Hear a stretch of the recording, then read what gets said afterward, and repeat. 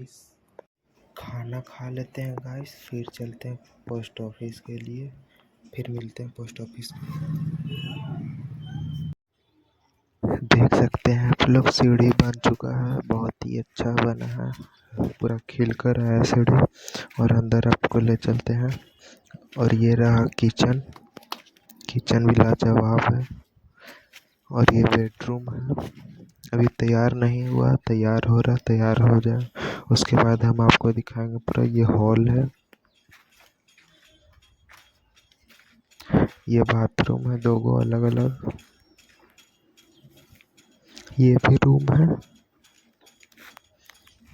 10x11 का, ये भी रूम है 10x11 का। हॉल भी बहुत बड़ा है। आज का वीडियो कैसा लगा कमेंट करके बताइए, लाइक